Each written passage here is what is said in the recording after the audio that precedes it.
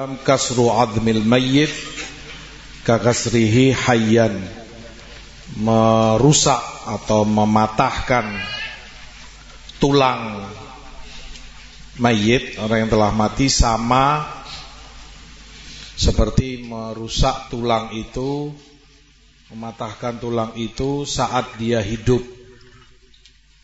Terkait hadis ini masih Ibnu Hajar bawakan wazada Ibnu Majah min hadis Ummi Salamah radhiyallahu anha fil ithim. Ada tambahan hadis ini namun dari riwayat Ummu Salamah, bukan Aisyah. Di riwayat Ummu Salamah di Ibnu Majah. Karena riwayat Aisyah telah lalu di Abu Dawud, di Ibnu Majah dan riwayat hadis Ummu Salamah ada tambahan lafaz fil ithim.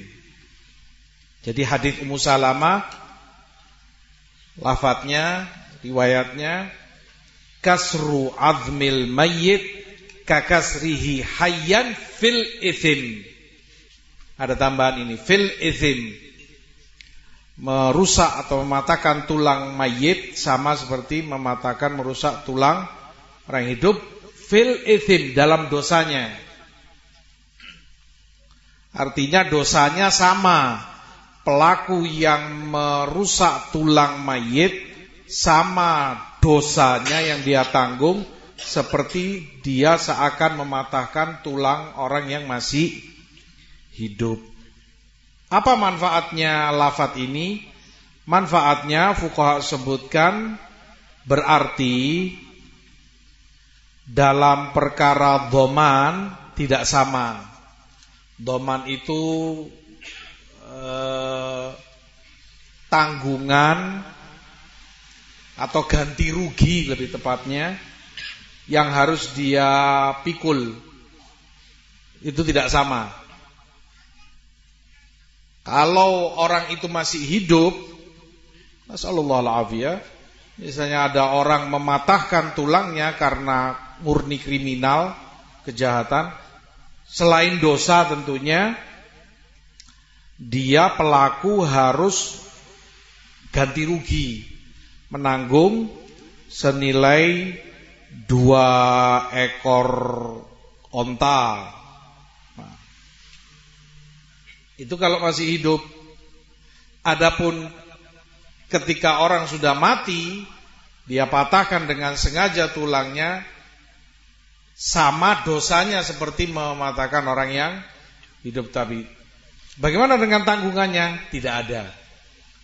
Maka kalau itu mati, dia tidak dituntut ganti rugi membayar 2 ekor onta, tidak. Karena orang sudah mati. Cuman dosa, tetap dia dosa, sama seperti yang hidup tadi.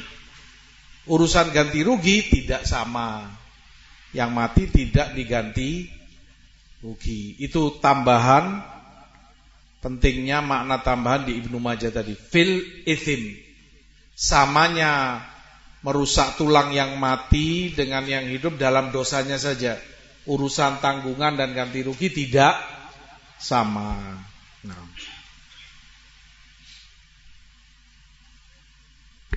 Wa an Sa'ad bin Abi Waqqas radhiyallahu anhu qala alhiduli lahdan wansibu alayya labin nasban kama sunni abi Rasulillah sallallahu alaihi wasallam, rawahu Muslim. Dari Sa'ad bin Abi Waqqas berkata, buatkan untukku lahat dan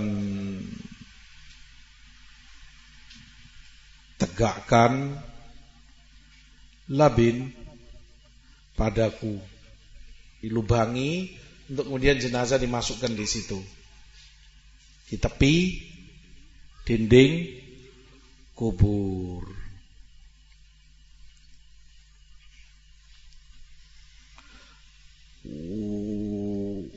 Wansibu alayya labin nasban,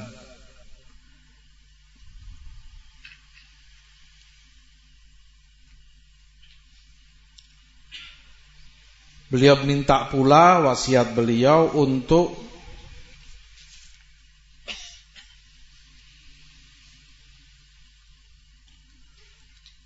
ditegakkan, dibuat berdiri labin-labin tanah biasanya untuk menutupi atau mengganjal lubang yang di dinding kubur tadi.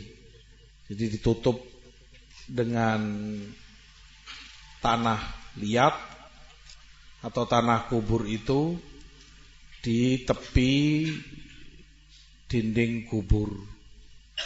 Kama suni abi Rasulillah, kata Sa'ad, sebagaimana Rasulullah diperlakukan demikian jenazahnya sallallahu alaihi wasallam. Tentunya yang memperlakukan sahabat.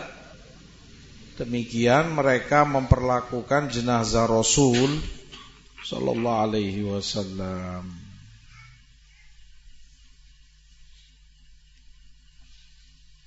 Dengan demikian hadis Sa'ad memberi kita banyak faidah, antara lain yang pertama, bolehnya jenazah itu memberi wasiat kepada keluarganya bagaimana mereka memperlakukan dirinya setelah dia mati, kalau dia mati. Boleh. Ini jika aku mati nanti perlakukan aku begini, begini, begini. Hendaknya kalian begini, aku begini, kuburku. Misalnya dia wasiatkan, jangan ditinggikan lebih dari 1 jengkal. Jangan dikasih kejing, jangan dikasih tulisan. Boleh. Dan saat melakukan itu, mewasiatkan bagaimana keluarganya memperlakukan diri beliau radhiyallahu ta'ala anhu. Hadis pula hadis Bukhari bahwa Abu Bakar Siddiq juga meninggalkan wasiat kepada keluarganya saat beliau hendak meninggal dunia.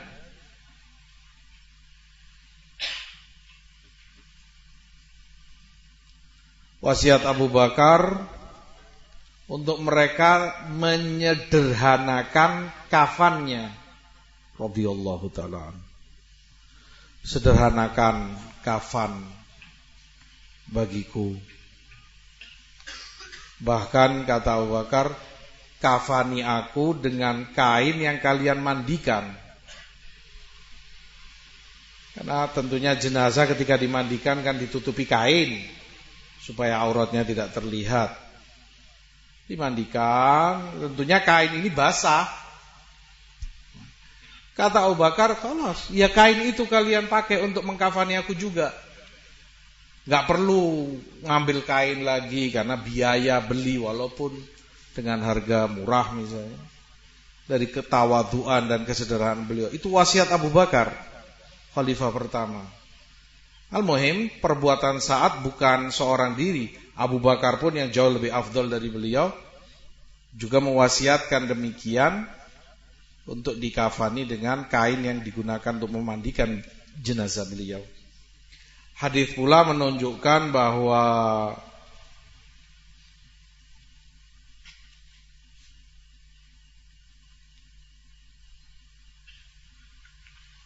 lahat seperti tadi lebih afdal daripada dorih, atau disebut juga syaqq. Sekedar digali lubang begini, kemudian di bawah diletakkan jenazah yang meninggal. Itu lebih afdal karena demikian Rasulullah diperlakukan sallallahu alaihi wasallam.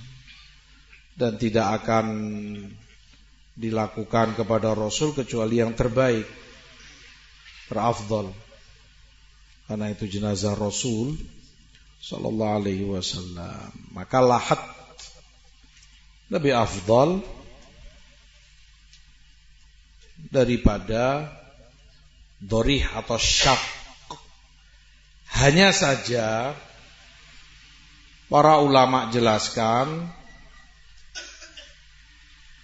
kalau tidak memungkinkan lahat karena satu dan lain sebab, lahat tidak memungkinkan, maka ya dipakai syak tadi atau dorih.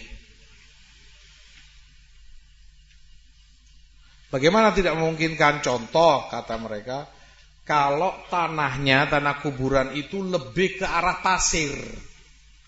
Di beberapa daerah kalau digali, karena keringnya dan ini, tanah lebih kepada pasir. Sehingga ketika misalnya digali, kalau tadi ini begini, kemudian dinding ini dikerok, dilubangi, karena lebih seperti pasir, ambruk tanahnya, turun. Digali lagi, turun lagi. Sehingga nggak bisa dipakai lahat. Beda kalau tanah itu keras dan basah, sebenarnya seperti di daerah kita lebih memungkinkan lahat malah.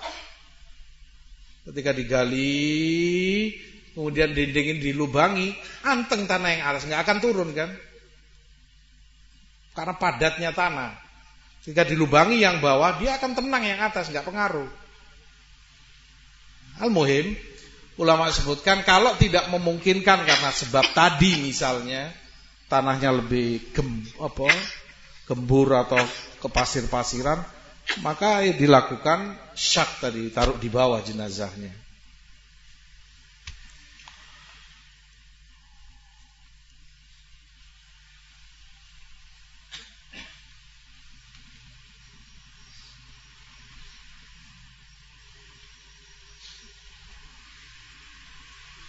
Hadis pula menunjukkan bahwa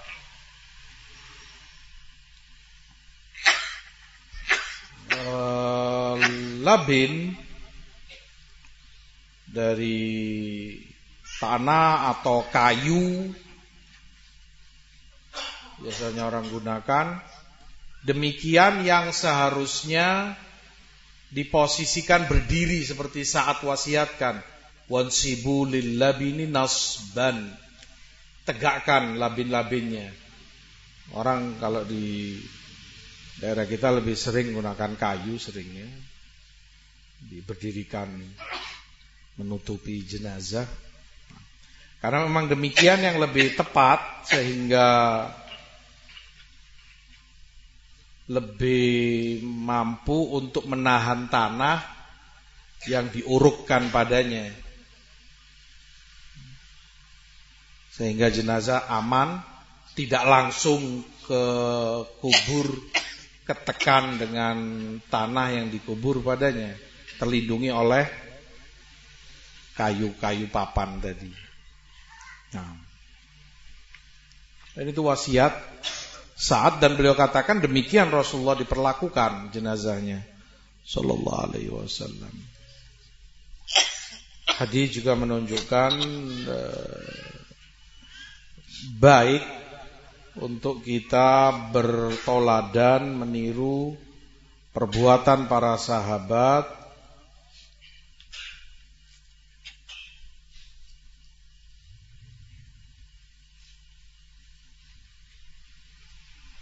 terlebih ketika perbuatan itu dikuatkan atau disandarkan kepada Rasulullah, seperti saat ini. Lakukan padaku begini karena seperti ini Rasulullah dilakukan.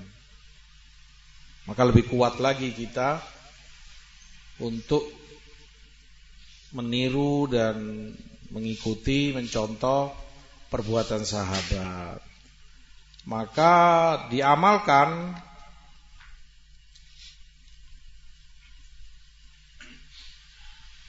apa yang diwasiatkan sahabat Rasul dicontoh dan ditoladani, kecuali dalam dua keadaan.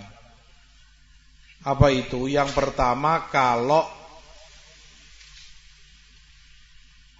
perbuatan sahabat itu atau wasiat, perkataan dari mereka menyalahi Quran dan Sunnah.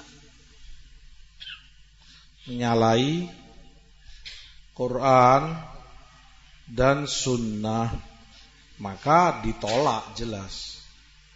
Tidak boleh dan tidak bisa kita mengambil dan mencontoh, mengamalkan apa yang dicontohkan mereka.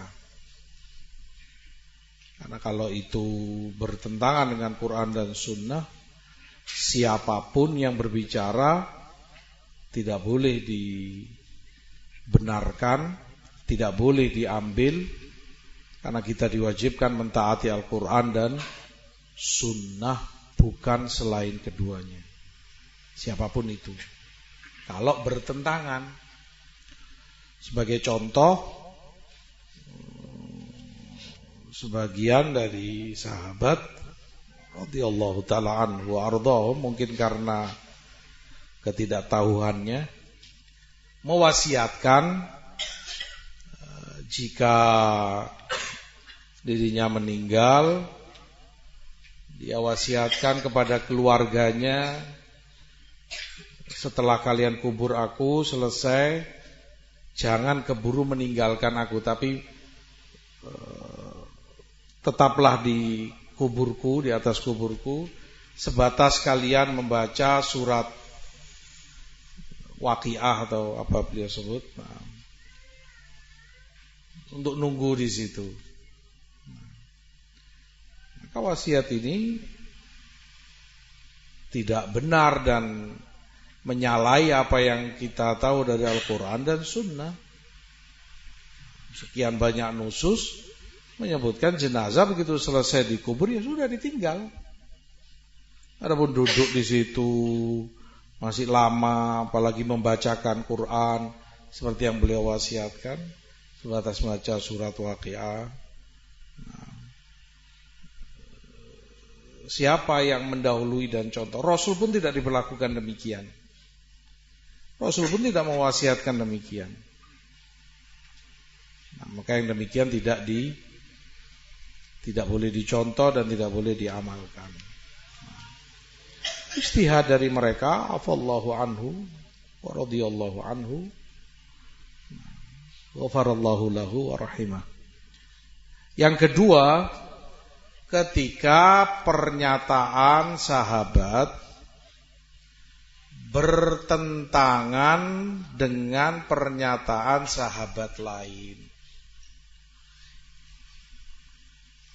tidak sepakat mereka, tidak satu pendapat, tapi ada perbedaan, yang ini begini, yang ini begini, maka tidak bisa semata-mata ada pernyataan sahabat kemudian diambil, diamalkan, padahal ada sahabat lain yang menyalahi pendapat itu, berbeda.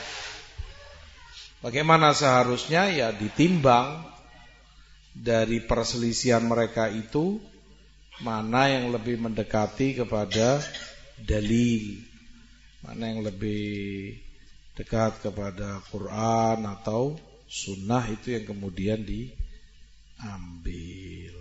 Nah, secara umum, kalau tidak diketahui itu menyalahi Quran Sunnah dan tidak ada sahabat lain yang menyalahi, tidak ada sahabat lain yang mengingkarinya, ya diambil, boleh diamalkan, seperti wasiat saat ini. Nah, walil Baihaqi an Jabir nahwuhu, juga diriwayat Baihaqi dari Jabir serupa dengan hadis ini, wazada, dan ada tambahan, wa rufi'a qabruhu 'anil ardi qadra shibrin, wa sahahahu Ibnu Hibban.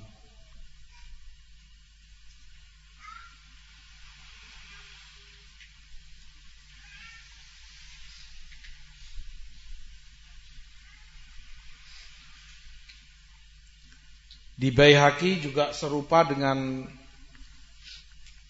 riwayat di atas, namun dari hadis Jabir. Dan ada tambahan, juga penting tambahannya membawa hukum. Wa rufi'a qabruhu 'anil ardi qadra shibrin, bahwa kuburannya lebih tinggi dari permukaan tanah sebatas 1 jengkal kira-kira. Qadra shibrin. Gundukan kuburan itu tingginya kurang lebih 1 jengkal. Nah, ini 20 cm kira-kira. Kurang lebih 25 ya.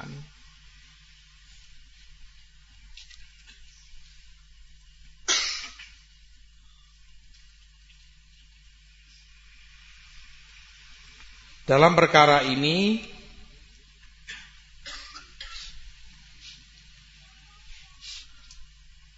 para fuqaha menjelaskan memang kuburan mau tidak mau dia akan naik. Setelah dia digali, kemudian jenazah ditaruh, diuruk lagi, mau tidak mau pasti akan akan lebih, tanah itu akan menggunduk gitu. Cuman yang diperhatikan tadi, dijaga dan diusahakan agar tidak, gundukan itu tidak melebihi kurang lebihnya 1 jengkal. Nah, kenapa? Pertama mereka sebutkan ada tempat yang diduduki mayit. Ada tempat yang dipakai jenazah. Awalnya tanah itu enggak ada jenazahnya, sehingga bisa rata begitu. Tapi begitu kemasukan jenazah, ada ruang yang dipakai, ditutup kayu, sehingga kan ada tanah yang enggak bisa kembali ke posisinya. Mau tidak mau tanah akan naik kelebihan. 1. Kedua, semula tanah itu padat, menyatu. Begitu dia digali, terurai dan terbongkar begitu. Begitu dikembalikan, tentu akan bercerai-berai, enggak padat seperti awal. Makanya pasti mau tidak mau tanah itu akan lebih, enggak akan bisa rata begitu. Pasti akan ada lebihnya, menggunduk begitu. Hanya saja yang perlu diperhatikan juga, tidak boleh untuk menambahkan tanah dari tanah lain. Galiannya sekian, yang dikembalikan tanah yang dikeluarkan dari galian ini, itu yang dikembalikan. Gak boleh kemudian bawa tanah lagi di sana, di drop 1 pickup misalnya, tanah. Gak boleh. Dan dilarang di dalam syariat. Ya, tanah yang ada ini yang dikeluarkan tadi, galian ini, itu yang dikembalikan lagi ke galiannya, ke kuburnya. Nah, karena kalau ditambahi akan juga gundukannya melebihi batas, lebih dari yang dicontohkan dari Rasul dan para sahabatnya.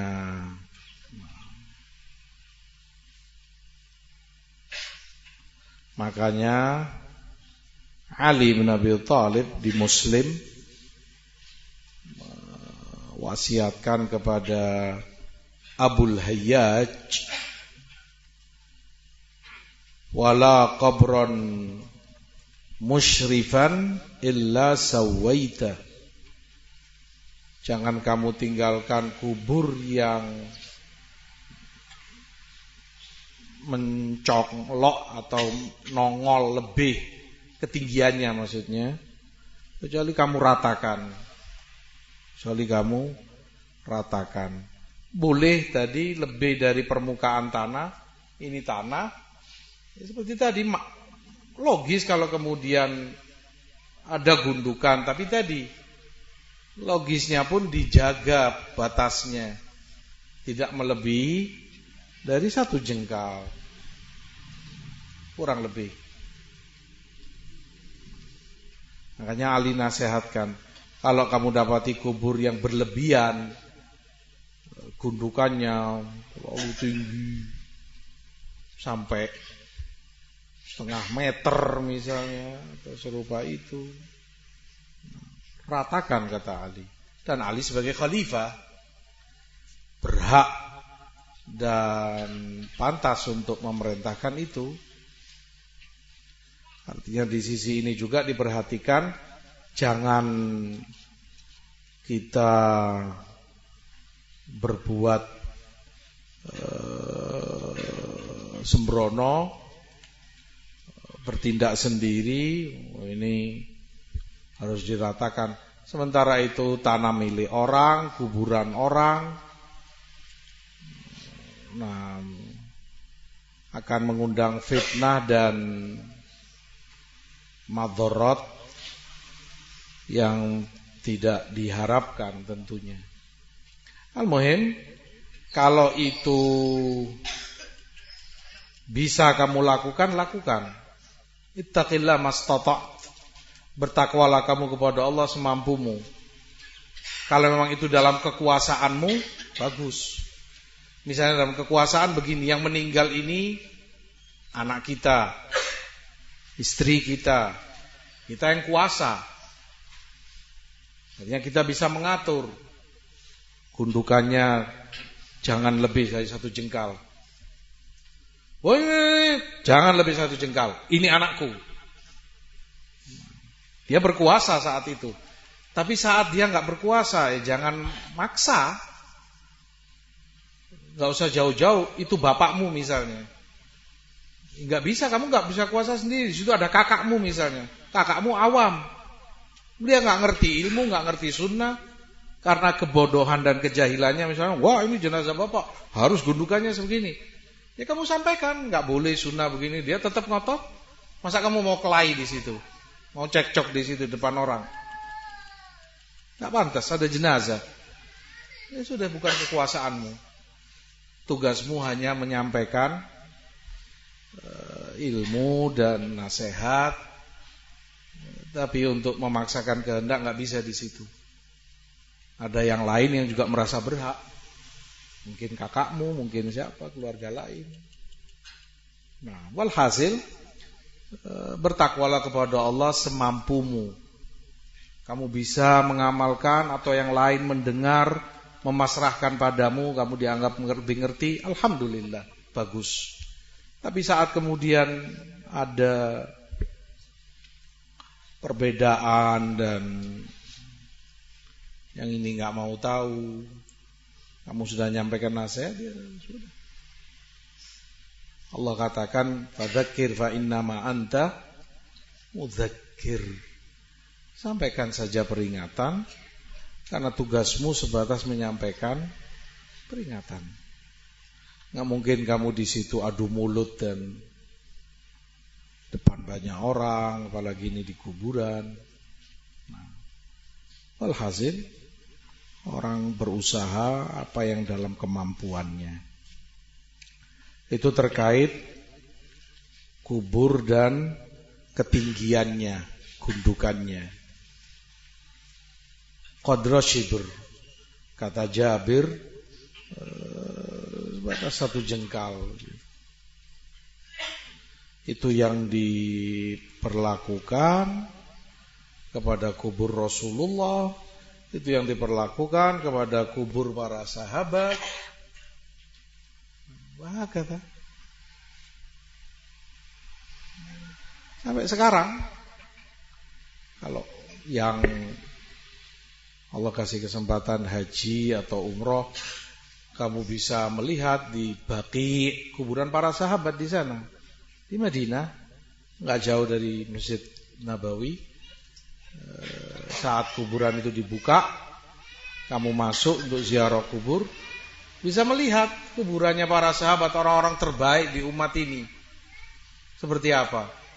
Seperti itu. Ini tanah, ini gundukannya paling 1 jengkal kurang lebih masing-masing. Kemudian di bagian kepalanya ditaruh batu. Batu biasa taruh di situ. Wala ada apa namanya? Maisan. Apa namanya? Maisan. Wala ada tulisan. Ini kuburannya Fulan bin Fulan, sahabat Nabi, lahir tanggal sekian, tahun sekian, wafat tahun, enggak ada. Itu orang-orang terbaik di umat ini yang dijamin surga oleh Allah. Yang dia bawa di kuburnya amalannya, bukan tulisan ini. Kamu mau anaknya Fulan ditulis dengan emas, itu maisan, enggak ada gunanya buat kamu. Yang berguna buat kamu amalanmu selama hidup. Apa manfaatnya dibaca orang? Oh, ini Fulan bin Fulan, lahir tanggal sekian-sekian, meninggal tahun sekian-sekian. Apa manfaatnya? Nggak ada gunanya buat kamu yang di dalam. Para sahabat nggak ada yang melakukan demikian. Begitu pula di kuburan Uhud. Di situ ada kuburan paman Rasul yang sangat dicintai Rasulullah SAW dan perjuangan yang sangat besar. Hamzah ibn Abdul Muttalib radhiyallahu ta'ala. Di situ pula ada kuburan Mus'ab bin Umair radhiyallahu ta'ala, para syuhada yang meninggal di perang Uhud. Sama, kamu bisa lihat dari luar kubur, seperti itu, satu jengkal gitu. Kasih batu saja. Begitulah mereka, generasi terbaik umat ini yang patut dicontoh dan tauladan bagi umat ini.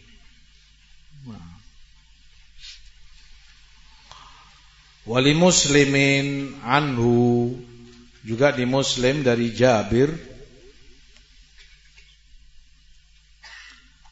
naha Rasulullah sallallahu alaihi wasallam an yujassasal qabr wa an yuq'ada alaih wa an yubna alaih.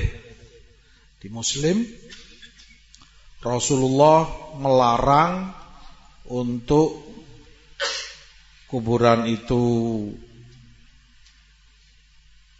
satu yujassos, kedua yuq'ad diduduki, ketiga yubna alaih dibangun, didirikan bangunan padanya.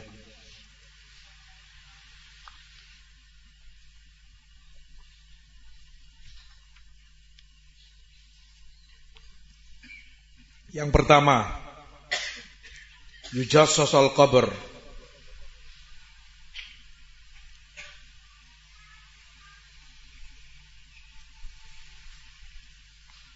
dilarang untuk kemudian dihiasi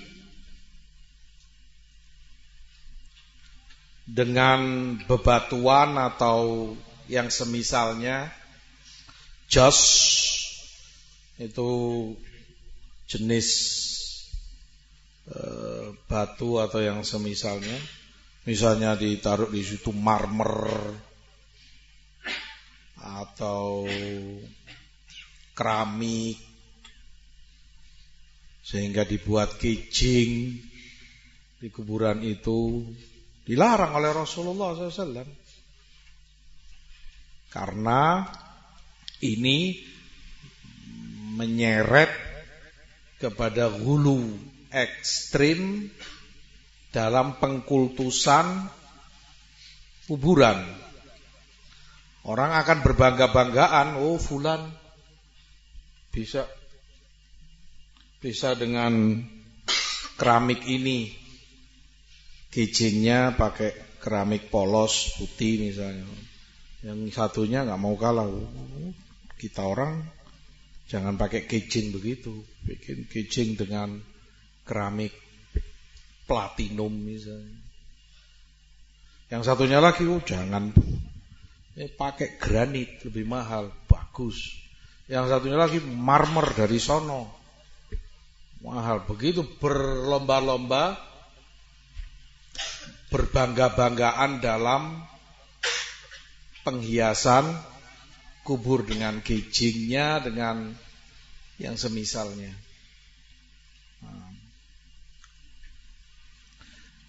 Berujung pada pengkultusan yang dikuburin ini, kuburannya fulan. Gijingnya saja dari marmer, dari granit, dari batu Afrika sana, wa illa dari mana. Sehingga dimuliakan, diperlakukan sedemikian rupa, orang merasa khusyuk kalau doa di situ, kuburannya luar biasa.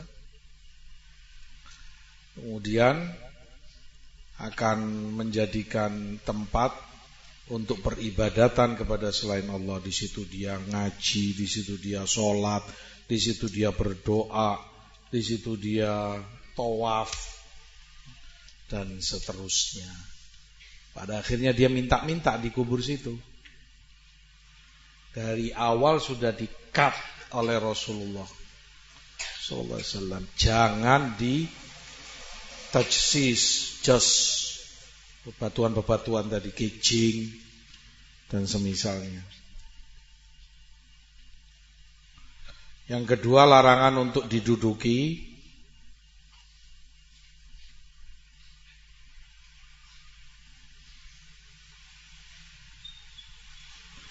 Tentunya setelah jenazah dikubur di situ, dilarang untuk diduduki, untuk menghormati mayit yang ada di bawah. Wa an yubna alaih, juga untuk dibangun secara umum, baik itu bangunan yang kecil ataupun besar, pendek ataupun tinggi, bagus ataupun tidak bagus. Semua bangunan di atas kubur haram, dilarang oleh Rasulullah SAW.